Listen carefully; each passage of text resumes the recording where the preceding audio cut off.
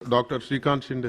धन्यवाद अध्यक्ष महोदय कि आपने मुझे आज national institute of pharmaceutical education and research amendment bill 2021 पर मेरी बात रखने की अनुमति दी।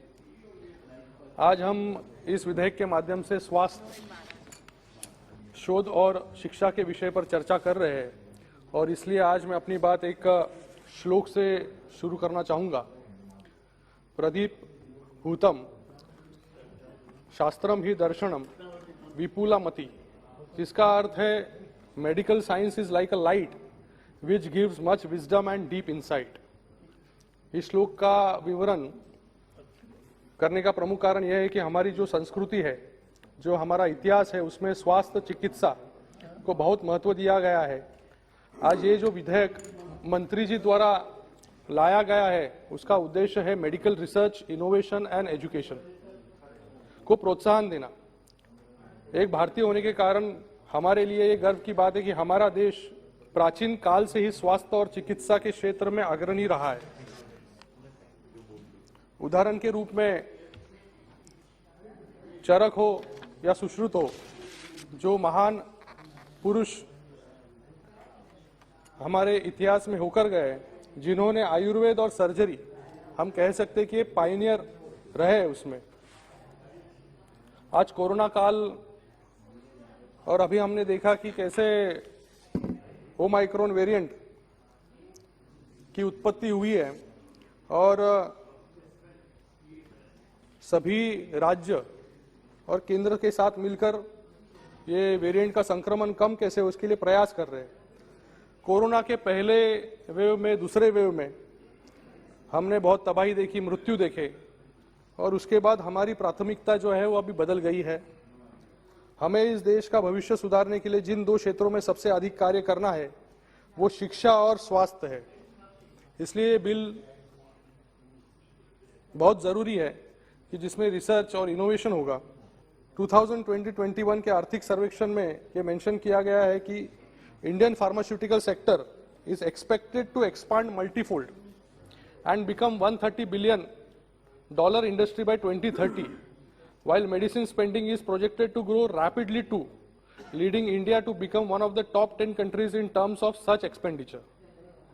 इस विधेयक को सदन के समक्ष लाने की जो मंशा है उसमें मुझे कोई संदेह नहीं है, लेकिन अगर इसमें इसके प्रावधानों को ठीक से पढ़ा जाए तो कुछ सिस्टमिक फ्लॉज है और कुछ नीतियों में बदलाव की आवश्यकता है।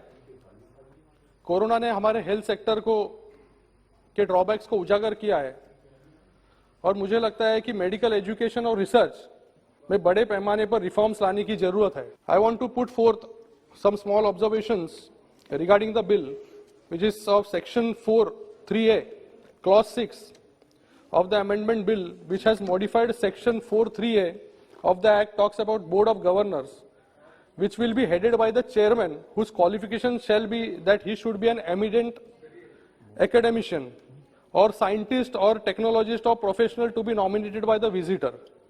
I have a strong objection to this vaguely worded qualification. I think the eminent word, it can be applied to anyone. So it has to be defined properly who the eminent personality should be. Eminent कोई भी हो सकता है और इतिहास देखा जाए तो मुझे लगता है कि अलग अलग PSUs पे, इंस्टीट्यूशंस पे गवर्नमेंट ने एमिनेंट पर्सनैलिटीज के नामों पर बहुत सारे लोगों को श्रीकांत जी स्थापित किया है और मुझे लगता है कि एमिनेंट वो है जिसकी एमिनेंस और जिसके कारण गवर्नमेंट की एमिनेंस दिखाई जा रही है। तो मुझे लगता है कि एमिनेंट सर एक खूब वेगली, ब्रॉडली डिफाइंड टर्म है, उसको आप बिल में ले कीजिए। So chairman should have a minimum experience and defined qualification which should be clearly laid down in the bill. Section 4(3)(f), I am particularly referring to this section in the bill to expose the dual nature of the government. I think the government is only concerned with the members of marginalized communities for the vote banks. Initially, SC, ST, the members were included in the original bill.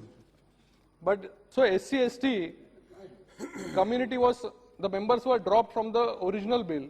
Then on the recommendation of standing committee on 1st December 2021, it was again amended and SC/ST members were included. So I thank Minister and appreciate the head, Minister for taking the head of the report. And also I support private member bill by Supriya Suleji for mandatory pre-legislative consultation. So this shows that the standing committee is of what importance in setting any bill. Then there's again clause 4(3)(g) which talks about pharmaceutical industrialist. पहले उसमें panel था जो industrialist को select किया जाता था, यहाँ पर पैनल का भी प्रोविजन निकाल दिया गया है. इसके बाद में sir Shri P sir Rabindranath खत्म, कुमार, एक ही मिनट सर, एक ही मिनट सर, I've खत्म, given you last more last time than what sir. is- इसमें sir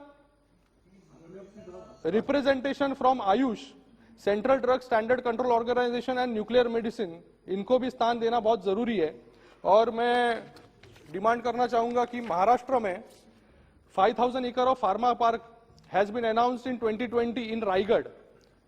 So I request the government that industry academia collaboration will be there in better in Maharashtra, and demand the minister to establish one NIPER in Maharashtra.